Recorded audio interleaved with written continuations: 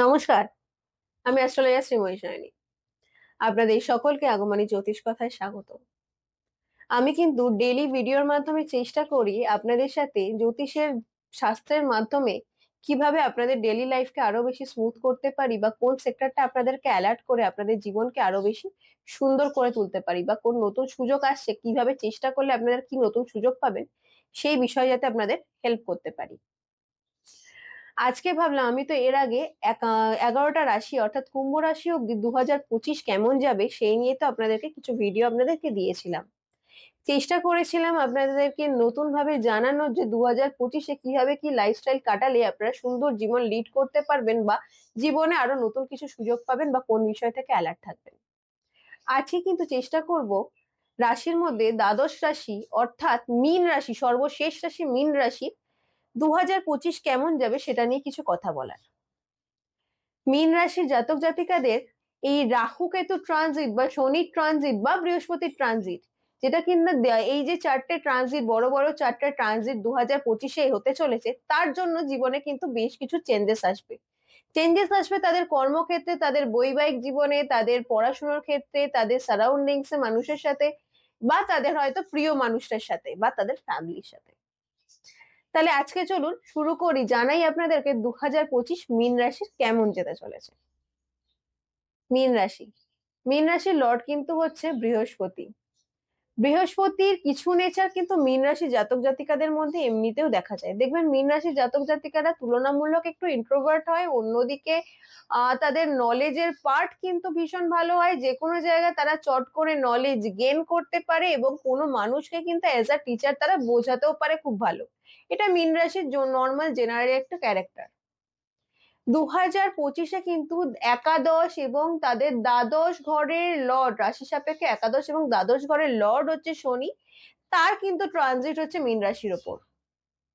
যখনই মীন রাশির ওপর শনি ট্রানজিট হচ্ছে, যারা স্টুডেন্ট আছেন বিশেষ করে ল ওরিয়েন্টেড সাবজেক্টে বা টেকনিক্যাল ওরিয়েন্টেড সাবজেক্টে বা ডিফেন্স কোরো ওরিয়েন্টেড সাবজেক্টে যারা রয়েছেন, তাদের কিন্তু বেশ কিছু উন্নতির সেক্টর কিন্তু দেবে।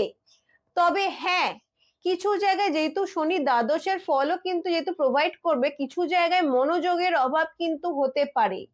সেই বিষয়ে নিজেদের কনসেন্ট্রেশন পাওয়ার ভীষণভাবে বাড়াতে হবে। সারাউন্ডিংস থেকে অকারণে কিছু ঝামেলা আসতে পারে, যার জন্য কিন্তু মনোযোগের অভাব ক্রিয়েট হতে পারে, সেই বিষয়টা থেকে কিন্তু একটু অ্যালার্ট। বাট আপনারা যদি নিজস্ব মানে একটুখানি নিজেকে কন্ট্রোল করে যদি একটু বেশি এফোর্ট দেন, দেখবেন আপনাদের ক্ষেত্রে কিন্তু খুব ভালো রেজাল্ট হবে। যেহেতু একাদশের লর্ড শনি সে আসছে লগ্নের ওপর, খুব ভালো কিন্তু আপনাদের রেজাল্ট হবে।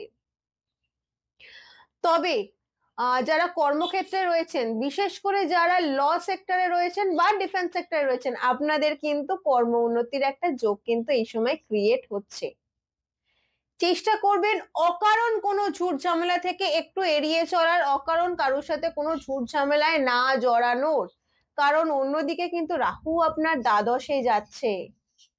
18ই মের পর যখনই কিন্তু রাহু ট্রানজিট হচ্ছে, তখনই কিন্তু রাহু আপনাকে বেশ কিছু জায়গায় অকারণে কিন্তু ঝুট ঝামেলায় ফেলতে পারে। সেই বিষয়টা থেকে একটু অ্যালার্ট থাকবেন, তাতে কিন্তু অটোমেটিক্যালি আপনাদের এই সেক্টরটা ঠিক হবে, এবং দেখবেন ভালো কিন্তু একটা ডেভেলপমেন্টের যোগ আপনারা পাবেন। এবং যারা ধরুন নর্মাল সেক্টরে রয়েছেন কাজকর্মের ক্ষেত্রে, আমি তো বিশেষ করে ল সেক্টর ওরিয়েন্টেড বা টেকনিক্যাল সেক্টর ওরিয়েন্টেড বললাম, যারা ফ্যাশন সেক্টর ওরিয়েন্টেড কোনো সেক্টরে রয়েছেন, তাদেরও কিন্তু কর্ম উন্নতির ভালো যোগ কিন্তু এই সময় ক্রিয়েট হচ্ছে। হ্যাঁ, আপনাদের ক্ষেত্রে একই বিষয় অ্যালার্ট করব, অকারণ কোনো ঝামেলা থেকে একটু অ্যালার্ট। অকারণে কারোর সাথে কোনো ঝামেলায় চট করে জড়াবেন না, চেষ্টা করবেন যতটা পারতে নিজের সারাউন্ডিংস এর ঝামেলা থেকে অ্যাভয়েড করতে। কিছু জায়গায় কিন্তু মানুষের সাথে একটু ভুল বোঝাবুঝির প্রবণতা ক্রিয়েট হতে পারে, অকারণে কিছু ক্ষেত্রে কিন্তু মানুষ আপনাকে ভুল বুঝতে পারে। সেই বিষয় থেকে কিন্তু নিজেকে ভীষণভাবে অ্যালার্ট কিন্তু থাকতে হবে। আচ্ছা, এবার আসি শারীরিক ক্ষেত্রে। দেখুন, শারীরিক ক্ষেত্রে কিন্তু বডিতে পেনের সমস্যা, ঘাড়, মাথা, কোমর, এগুলোতে কিন্তু ব্যথার সমস্যা কিন্তু বাড়বে। জয়েন্ট পেনের সমস্যা বাড়বে। আচ্ছা, একটু ওভার থিঙ্কিং এর টেন্ডেন্সি বাড়বে, কিন্তু বেশ কিছু জায়গায় দেখবেন আপনার কিন্তু সিক্স সেন্স কিন্তু খুব ভালো কাজ করবে। অনেক ক্ষেত্রে কিন্তু অনেক ঘটনা বোঝার আগে যদি একটু নিজেরা চেষ্টা করেন, অনেক ক্ষেত্রে কিন্তু বুঝতে পারবেন যে কি ঘটনা হতে চলেছে বা কি আপনার সাথে ঘটতে চলেছে। সেই জায়গাটাকে একটু নজর দেবেন, অনেক রাস্তাই আপনার জন্য ক্লিয়ার হবে। এবং আরো একটা কথা বলি, শুধু আমি বডি পেনের কথা বললাম, এছাড়াও কিন্তু নার্ভের কোনো প্রবলেম আসতে পারে, স্ট্রেস বাড়তে পারে, হাড়ে কিন্তু কোনো চোট বা আঘাতের প্রবণতা কিন্তু দেখা যাচ্ছে। সেই বিষয় থেকে একটু অ্যালার্ট থাকবেন, কোনো রকমের কোনো সমস্যা দেখলে ফেলে রাখবেন না, একটু ডক্টর কনসাল্ট করে নেবেন।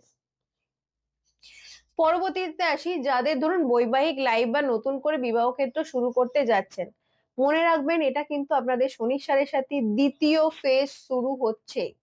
দ্বিতীয় ফেজ যেহেতু শুরু হচ্ছে, সেক্ষেত্রে কিন্তু বিবাহের পূর্বে জটক বিচার কিন্তু সঠিক হওয়া একান্তভাবে আবশ্যক।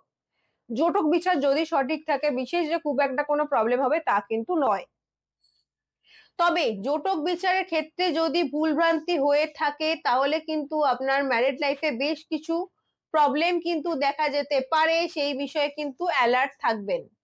যাদের বৈবাহিক ক্ষেত্রে অলরেডি বেশ কিছু প্রবলেম চলছে, প্রবলেম বলতে ধরুন বৈবাহিক ক্ষেত্রে বলুন বা রিলেশনশিপে বলুন, ছোটখাটো বিষয়ে misunderstanding problem, short temperament problem, ego problem বা অন্য কোনো ব্যক্তি দ্বারা ভুল বোঝানোর প্রবণতা, সেটা আপনার ফ্যামিলি পার্সন হোক বা বন্ধু বান্ধব হোক, আপনারা কিন্তু নিজেদের রিলেশনশিপ, নিজেদের সম্পর্ক নিয়ে একটু কিন্তু অ্যালার্ট হয়ে যান, না হলে কিন্তু দূরত্ব বাড়ার এই বছরের সম্ভাবনা কিন্তু রয়েছে। এই বিষয়টা একটু অ্যালার্ট থাকবেন। তবে হ্যাঁ, আপনাদের কিন্তু জ্ঞানের সেক্টর কিন্তু ভালোভাবে এগোবে, নিজেরা একটু নলেজ গেইন করার চেষ্টা করুন, ভালোভাবে কিন্তু ডেভেলপমেন্ট পাবেনই।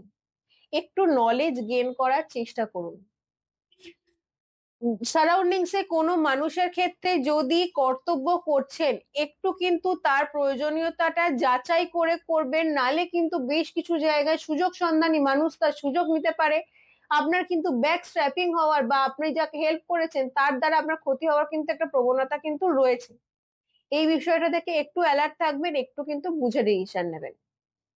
আশা করছি আমি আপনাদেরকে এই সেক্টর গুলো ভালোভাবে বোঝাতে পারলাম।